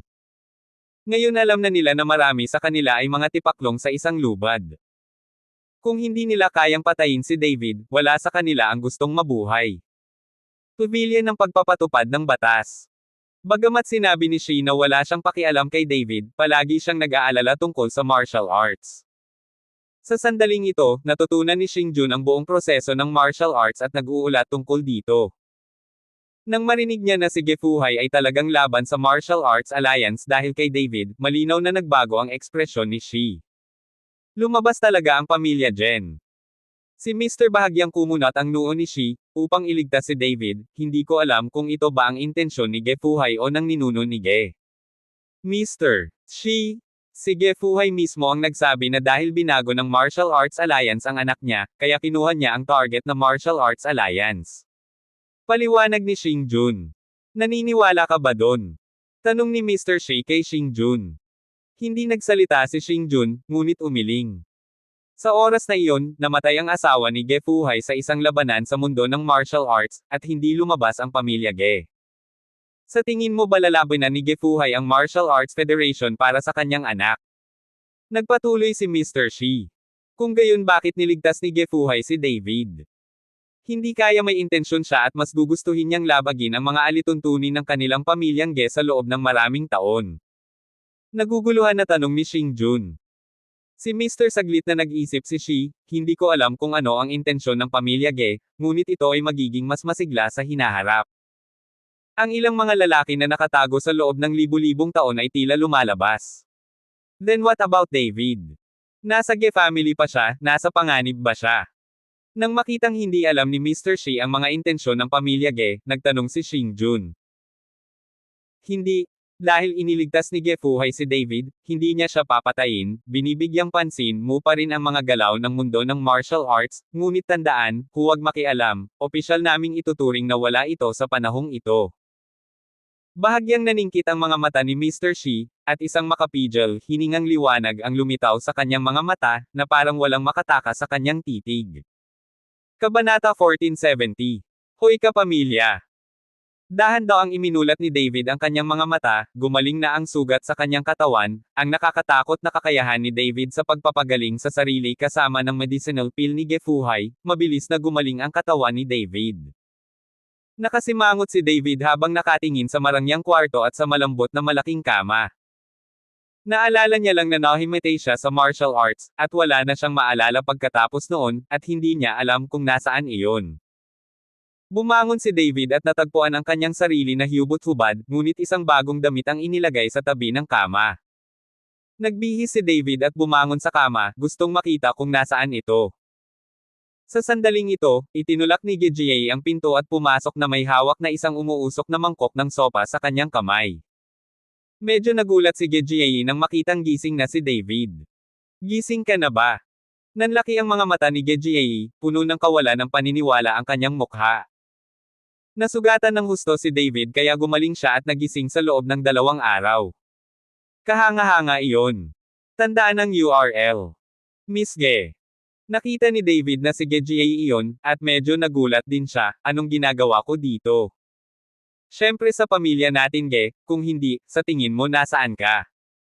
Inilagay ni Geji ang sopa sa mesa at sinabing, "Bahay niya. Bakit ako nasa bahay ni Ge?" Medyo kakaiba si David. Wala siyang kinalaman sa pamilya Ge, at wala siyang pagkakaibigan. Paano siya mapabilang sa pamilya Ge? Ipinaliwanag ito ni Geji kay David at ipinaliwanag ang lahat pagkatapos mawala ng malay. Nang marinig ito ni David, saglit siyang natakot, kung hindi pa lumapit si Ge Fuhai sa oras na iyon, siya ay naging isang malungkot na multo. "Miss Ge, salamat sa pag-aalaga sa iyo." Pasasalamat na sabi ni David. Hindi na kailangang magpasalamat, talagang nakakahiya ang pagsasanay ng Martial Arts Alliance. Dapat mong inumin ang ginseng soup na ito upang palitan ito. Sasabihin ko sa tatay ko na gising ka na. Pagkatapos magsalita ni Geji, tumalikod siya at lumabas ng kwarto. Napatingin si David sa ginseng soup at agad itong ininom, may mainit na agos agad na dumaloy sa katawan ni David. Alam ni David na ang ginseng sopas na ito ay dapat gawin mula sa lumang ginseng, na higit sa 1,000 taong gulang, at may maraming mahahalagang sangkap na panggamot, kung hindi ito magkakaroon ng ganitong epekto. Sa sandaling ito, lubos na nagpapasalamat si David sa pamilya Ge. Ano man ang plano ng pamilya Ge, iniligtas ni Ge Fuhai ang kanyang buhay, at dapat niyang gantihan ang pamilya. Hindi nagtagal, itinulak ni Ge Fuhai ang pinto at pumasok. Nang makita ito, nagmamadaling humakbang si David para batiin, "Patriarch Ge, salamat sa biyayang Nagel iligtas buhay. Grabe ka, I'm just doing my best. Tsaka matagal na akong hindi sanay sa estilo ng Martial Arts Alliance." Marahang ainalalayan ni Ge Fuhai si David at mahinang sinabi, "Patriarch Ge, hanggat mayroon kang lugar upang makuha ang aking David, dadaan ako sa apoy at tubig at gagawin ang anumang bagay." Pasasalamat na sabi ni David. "David, hindi ko kailangan na tulungan mo ako, ngunit mayroon akong kakaiba. May gusto akong itanong sayo." Sabi ni Ge Fuhai. "Patriarch Ge, feel free to ask if you have anything. Alam ko at sasabihin ko sayo ang totoo." Tumango si David. "Kung ganoon ay hindi ko na itatago. Napakalakas ng iyong katawan, tiyak na hindi ka ordinaryong magsasaka. Sino ka?" Curious na tanong ni Ge Fuhai. This time pinigilan ko si David. Alam ni David na si Ge Fuhai ay isa ring immortal na cultivator, at tiyak na makikita niya ang kanyang pagkakakilanlan bilang isang immortal na cultivator. Pero nang tanungin si David kung sino siya, hindi talaga siya nakasagot. Dahil hindi niya alam kung sino siya. Hindi niya alam kung sino ang ama niya ngayon. Nang makitang hindi nagsasalita si David, naisip ni Ge Fuhai na nahihiya si David, kaya sinabi niya, "Kung nakakahiya, kunwari lang na hindi ako nagtanong, curious lang ako." "Patriarch Ge, wala talagang problema, dahil hindi ko alam kung sino ako dahil inabandona ako noong bata pa ako. Kamakailan ko lang nalaman na ang aking ina ang pinakamatandang babae sa pamilyang Long, at hindi ko alam kung sino ang aking ama, kaya hindi kita masagot." Sinundan ni David si Ge Fuhai ng totoo. Nang marinig ito, sumilay sa kanyang mga mata ang pagkagulat ni Ge Fuhai, "Anak ka ba ni Long Ruotong?" Tumingin si David kay Ge Fuhai at tumango, "Oo, narinig kong sinabi ni Uncle Long na Long Ruotong ang pangalan ng nanay ko." No wonder, no wonder. Biglang napagtanto ni Ge Fuhai na parang may naiintindihan siya. "Patriarch Ge, alam mo ba ang tungkol sa aking ina?" Nang makita ito, nagmamadaling nagtanong si David. "Medyo alam ko, pero hindi ko rin alam ang identity ng tatay mo. Maraming tao ang nakakaalam tungkol sa iyong ina noon." Galit na galit ang Zishao Mansion na halos patayin nito ang pamilyang Long. Mahinahong sabi ni Ge Fuhai. Nang makitang pinag-uusapan muli ni Ge Fuhai ang Zishao Manor na ito, nagtanong si David, "Patriarch Ge, maaari mo bang sabihin sa akin ang tungkol sa sitwasyon ng Zishao Manor na ito?" Sumulyap si Ge Fuhai kay David, "Mukhang wala kang alam tungkol sa mundo ng immortalidad." Umiling si David, "Hindi ko talaga maintindihan." Abangan ang mga susunod pang kabanata ng David Chen, ang lalaking walang katulad. For more updates, please subscribe to my YouTube channel and don't forget to like and share. Thanks for your support.